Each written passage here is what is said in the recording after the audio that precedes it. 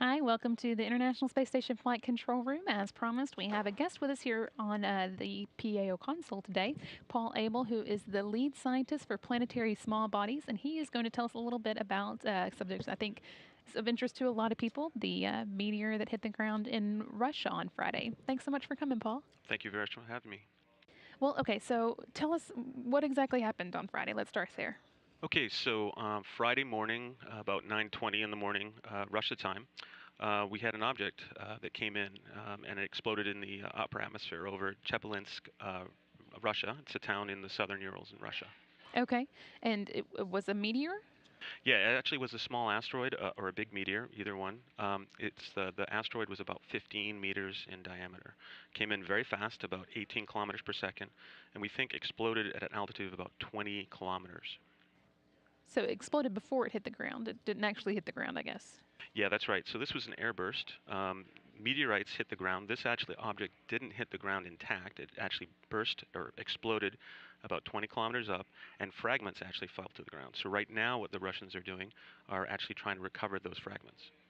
Do you know anything at this point about what the meteor was made of or where it was coming from, anything like that?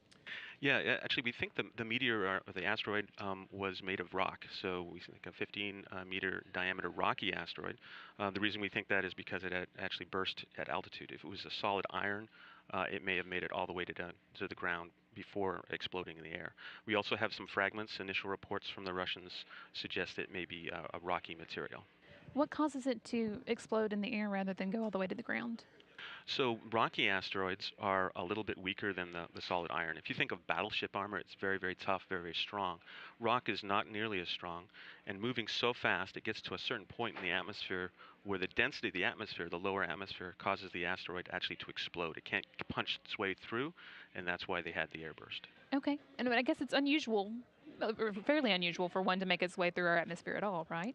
Yeah, usually the ones that have to make it through the atmosphere are intact at hypervelocity are much, much bigger. You think about the dinosaur impact 65 million years ago. That was a much, much bigger asteroid. That was about a 10-kilometer diameter asteroid. And that made an impact crater all the way to the ground in Mexico. This one was much smaller, like I said, 15 meters in diameter, and it exploded at altitude. Some piece of it actually made it to the ground, but they just fall. They don't come in at high speed. Okay, and how often would you say that that happens? So we get hit by material all the time. The Earth sweeps up about 80 to 100 tons of meteorites, meteor material. So there's a lot of stuff falling on us, but it's usually very small, and we don't notice it. Our atmosphere protects us, so that smaller size stuff we don't really worry about. Something like this size and a little bit bigger happens maybe once every 100 years. The last time we had an event of this magnitude was in 1908 over Tunguska, Siberia in Russia as well, but that was a much bigger object. It was about a 50-meter object, and that exploded again at altitude, but had much more energy associated with it. Okay, so they're reasonably rare. We don't have to worry about one happening every day. The two that you mentioned both were over Russia. Could it happen anywhere? Yeah, these objects come in all the time. We have basketball-sized things hitting the Earth, probably about once a month. The reason why these things happen in Russia is Russia is just a big landmass. It's just a coincidence that the last big one happened in Siberia. This one happened in the southern Urals. Russia is just a very large landmass. There's nothing unique about Russia. These things don't have an agenda against Russia. It's just Russia is a very large landmass, and these things happen and fall all over the world. In fact, we have meteorites in Antarctica. We have a team that goes down there every year and recover meteorites from Antarctica. So this type of material, they fall all over the Earth. And I know y'all keep track of a lot of what's orbiting in space, in part to make sure that the space station is not going to come across any of its paths, right? Yeah, that's correct. So there's another department. So I am associated with the Near Earth Object Program, so natural asteroids and meteorites and things. And there's another program office that's concerning itself with orbital debris. And we track the orbital debris, we make sure the station and any other satellites are safe. And if need be, we can maneuver out of the way.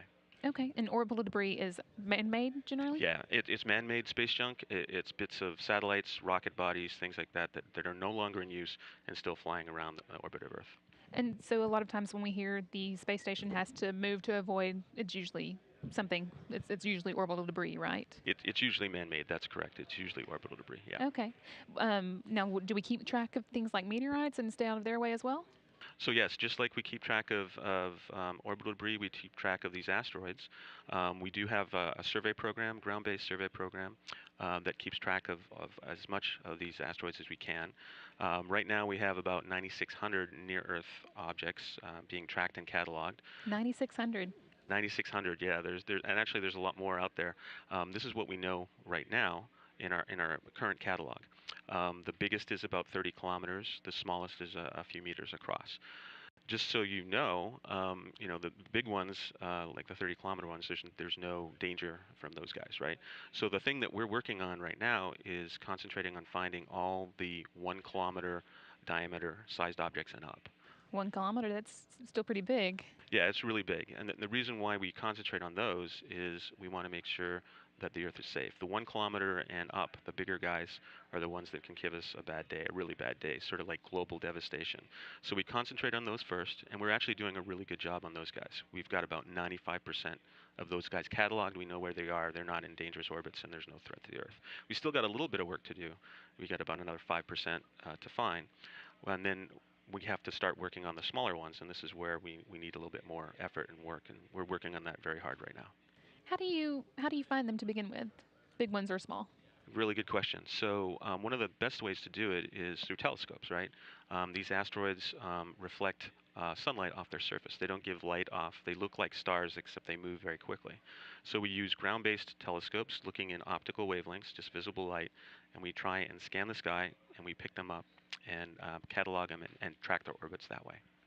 Can you do that with just any telescope, or does it have to be a pretty powerful one? It has to be a little bit sophisticated. We have some big telescopes. We have meter sky size class telescopes.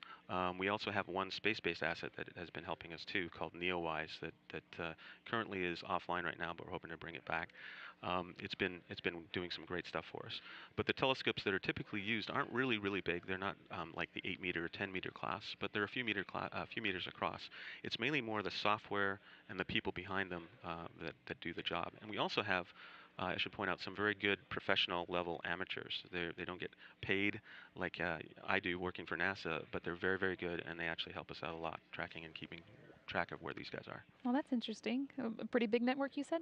I wouldn't say it's a real big network, but it's a sizable network. It's an international cooperative network. We have telescopes in the northern hemisphere and the southern hemisphere, all over the world, and helping us keep track of these objects. Well, that's great. So I know there was some confusion, though, on Friday about one of these larger objects that y'all had been tracking. I think DA 14? Yes, 2012 DA14. This was an object that was about 50 meters across, and we discovered it a year ago. And actually, it was one of these professional amateur groups that I mentioned earlier that actually discovered this particular object. Wow. And yeah, they did a great job, and we were able to track it, and we knew that it was going to make a very close approach to the planet. So we were all set up watching for that. The Russian event that happened was a complete coincidence. It was in no way related to DA14, 2012 DA14. The orbits are completely different. The orbit of the Russian event was an east-to-west entry, and the orbit of DA14 was south to north. So no way related. Okay, it's completely separate, just happened to take place on the same day. Exactly, It's a just pretty big coincidence. a remarkable coincidence, yes. Okay. But now, so the one in Russia, if that had been over the ocean or something like that, would we have known about it? Yeah, we would have known about it. I don't think we would have as good video. And we had remarkable videos, and we're really anxious to look at that data. Um, Basically, in Russia, they had all these dash cams and a lot of security camera footage. So it happened over a major city, population center, so we got lots of good footage. If it happened over the ocean, you wouldn't have the video, but we would be able to know about it. We have satellites in orbit that look for these type of explosions. We also have infrasound stations. These are stations set up to monitor big explosions, basically nuclear explosions, sort of part of the Nuclear Test Ban Treaty, and they monitor and listen for explosions. And so they would have picked up this event even if it had been over the open ocean. So it's not happening every day, and we just don't know about it because it's not over city. Exactly, yeah. Okay. We would know that. It's not happening every day. All right. Well, what's next? What do you do at this point to learn more, or go on from here? So one of the things we've got to do is obviously we'd like to recover as many fragments and pieces as we can. There's supposedly a very large fragment that fell in a lake, punched its way through the ice. So we're in the process of working with our Russian colleagues to try and recover that. We'd also like to get an idea of the composition of the object, find out exactly what it was made of, and then do some more analysis and sort of fine-tune the mass and the size of the object. And like I said, it's between 15 and maybe 17 meters in diameter. Estimated mass is anywhere from 6,400 to 7,700 metric tons. So it was a sizable object. Sounds like. What can you learn from the fragments? Well, from the fragments, we can learn what the original asteroid. This is a piece of a bigger asteroid, so learn about where it came from. Back out its orbit. From the trajectory, we have a preliminary orbit, so we know that this was a near-Earth asteroid. Obviously, it came and crossed our orbit and hit the Earth. We want to know where it came from, how long it's been in space. We can get an idea by some of the fragments. We can find out how long it's been in space and when it was liberated from its parent body.